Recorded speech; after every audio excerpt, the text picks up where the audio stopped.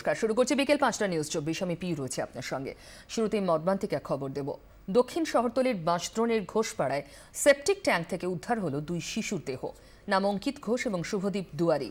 একজনের বয়স ৭ এবং অন্যজনের বয়স ৫। আজ দুপুরে দুজনেই বাড়ি থেকে বেরোয় খেলতে যাবে বলে। পরে অনেকক্ষণ ধরে তাদের কোনো খোঁজ পাওয়া যায়নি। খুঁজতে খুঁজতে স্থানীয় একটি নির্মীয়মান বাড়ির খোলা সেপটিক ট্যাঙ্ক থেকে উদ্ধার করা হয় দুই শিশুর দেহ। হাসপাতালে নিয়ে যাওয়া হলে তাদের মৃত ঘোষণা করেন চিকিৎসকরা। দুই শিশুর মৃত্যু অস্বাভাবিক ঘটনা কিনা তা নিয়ে তদন্ত শুরু করেছে পুলিশ। কেন এই বাড়ির সেপটিক ট্যাঙ্ক খোলা ছিল তাও তদন্ত করে দেখা হচ্ছে। সেপটিক ট্যাঙ্ক খোলা থাকায় বাড়ির মালিকের বিরুদ্ধে গাফিলতির দায়ে মামলা করেছে পুলিশ। হাসপাতালে কান্নায় ভেঙে পড়েন দুই শিশুর পরিবারের সদস্যরা। সেই ঘাতক সেপটিক ট্যাঙ্কের ছবি দেখছেন। একদিকে উদ্ধার শিশুর দেহ যা নিথর, অন্যদিকে শোকার্ত মায়ের কান্না। কমলাক্ষ ভট্টাচার্য এই মুহূর্তে আমার সঙ্গে রয়েছে, আমাদের প্রতিনিধি। কমলাক্ষ, এখনো পর্যন্ত কি আপডেট উঠে এলো এই ঘটনায়? দেখো, প্রায় ২ বছর ধরে একটা বাড়ি তৈরি হচ্ছে, নির্মীয়মান অবস্থায় রয়েছে বাড়িটি, এবং সেই বাড়িটির যে মেন গেট, সেই গেট কিন্তু একেবারে খোলা অবস্থায়, এবং সেখানে তার অনতি দূরেই রয়েছে এরকম একটি বিশাল জল ভর্তি সেপটিক ট্যাঙ্ক, এবং যে সেখানে এতটাই জল রয়েছে এবং তার এত বড় সেপটিক ট্যাঙ্কটা যে কোনো অবস্থায় যে কোনো সময় কিন্তু দুর্ঘটনা ঘটার একটা সম্ভাবনা এখানে ছিলই।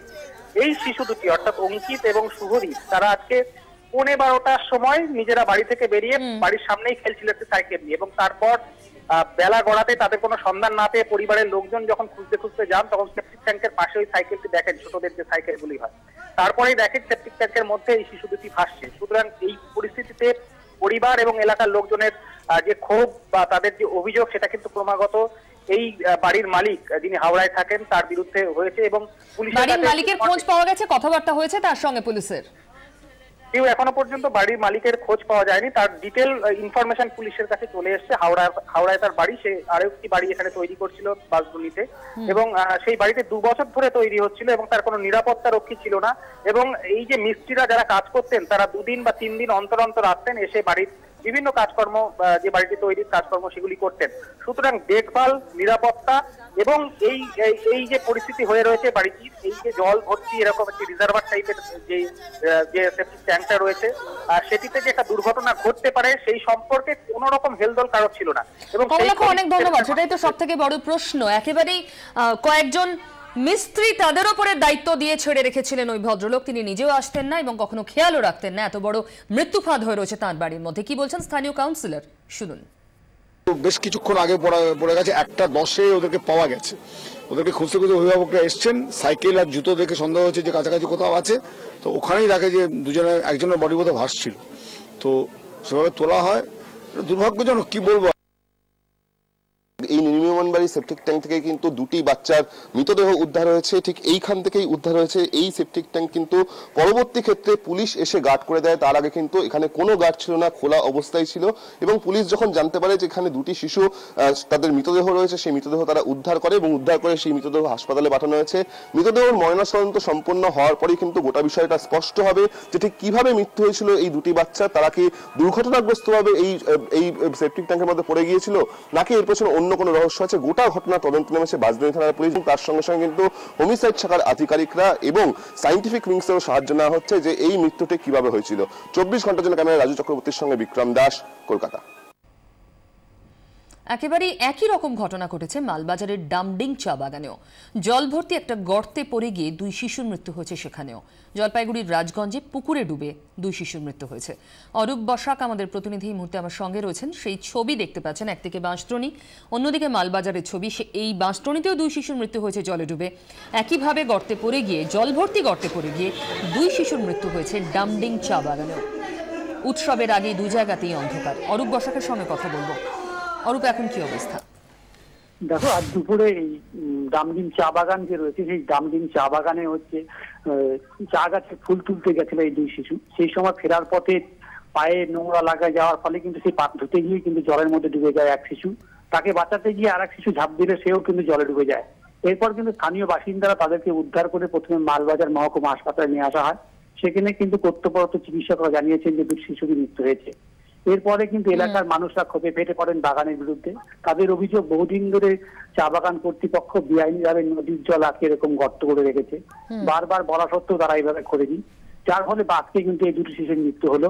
এবং এখনো কিন্তু সেই বাগানের এলাকায় কিন্তু বিক্ষোভ দেখাচ্ছেন এলাকার মানুষরা। অরূপ, ধন্যবাদ।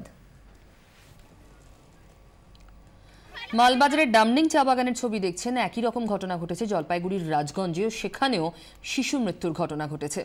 আমাদের অন্য প্রতিনিধি আমার সঙ্গে রয়েছেন, এই বিষয়ে আরো জানবো। ওর সঙ্গে কথা বলি। নীলেশ্বর সান্যাল। নীলেশ্বর, কি হয়েছে?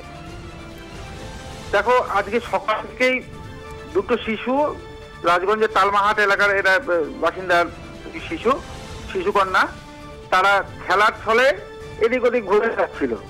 এরপর যখন দুপুর গড়িয়ে যায়, তারপরে তারা ঘরে ফেরে না। তখন খোঁজাখুঁজি করতে গিয়ে তাদের দুজনের নিথর দেহ পুকুর থেকে উদ্ধার হয়। বয়স কত দুজনের? একজনের 3 বছর এবং একজনের 4 বছর। মানে ওখান থেকে যেটুকু আমরা জানতে পারছি যে বাড়ির লোক আর একটু সতর্কতা বা বাচ্চাদের প্রতি একটু নজর রাখতো, তাহলে কিন্তু এই ঘটনাটা এড়িয়ে যাওয়া যেত বলে মনে করছে এলাকার লোকজনেরা। নীলেশ্বর, ধন্যবাদ। পুকুরে পড়ে যায় আচমকায় 2 বাচ্চা, 3 বছর এবং 4 বছর। মর্মান্তিক সেই ছবি আপনাদের সামনে রয়েছে এই মুহূর্তে। জলপাইগুড়ির রাজগঞ্জের ছবি আপনারা দেখতে পাচ্ছেন।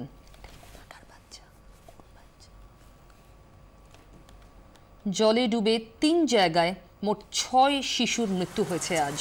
বাঁশদ্রোণী থেকে শুরু, তারপরে ডামডিং চা বাগান, তারপর জলপাইগুড়ির রাজগঞ্জ। এবার অন্য খবরে নজর দিই। সর্ষের মধ্যেই লুকিয়ে রয়েছে ভূত। কালো কারবারের কালি লাগলো আরও 2 রাষ্ট্রায়ত্ত ব্যাংকের গায়ে। দেশের প্রথম সারি 2 রাষ্ট্রায়ত্ত ব্যাংকের কলকাতা শাখা, আর সেই 2 ব্যাংকের উচ্চপদস্থ 2 কর্তাকে তলব করেছে এনফোর্সমেন্ট ডিরেক্টরেট। নোট বাতিলের পর থেকে ব্যাংকগুলোর লেনদেনের উপর তীক্ষ্ণ নজর রাখছিল ইডি।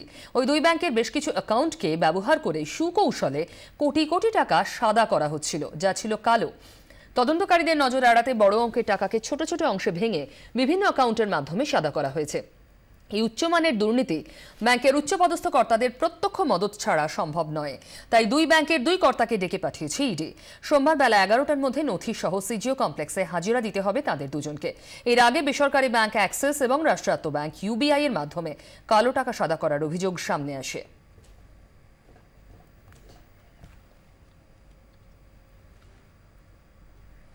কালো টাকার কালি লাগলো পদ্মভূষণ পাওয়া ক্যান্সার বিশেষজ্ঞের গায়ে। নাম ডক্টর সুরেশ আডবাণী।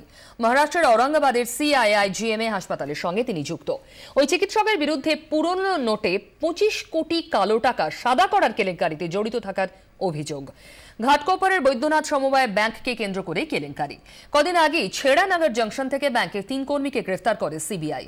ধৃতদের থেকে পুরনো নোটে 10 কোটি টাকা উদ্ধার হয়। সেই সূত্র ধরেই সুরেশ আডবাণীর নাম সামনে আসে। সুরেশ আডবাণী এবং বাকিরা পুরনো নোটে 25 কোটি টাকা পাচার করেন বলে অভিযোগ। 19 নভেম্বর মহারাষ্ট্রের ভিড়ে সমবায় ব্যাংকের সদর দফতর থেকে ঘাটকোপরের শাখায় ওই টাকা পাচার করা হয়। সেখান থেকে 10 কোটি 10 লক্ষ টাকা ফের সড়ক পথে ভিড়ে ফিরিয়ে নিয়ে যাওয়া হচ্ছিল। তার মধ্যে 10 লক্ষ টাকা 2000 টাকার নতুন নোটই ছিল। দ্বিতীয়বার পাচারের সময় মুম্বাই পুলিশের হাতে গাড়িটি ধরা পড়ে যায়। সুরেশ আডবাণী এবং 5 অভিযুক্তের বিরুদ্ধে দুর্নীতি দমন আইনে মামলা রুজু হয়েছে। পাশাপাশি অপরাধমূলক ষড়যন্ত্র এবং প্রতারণার অভিযোগও আনা হয়েছে।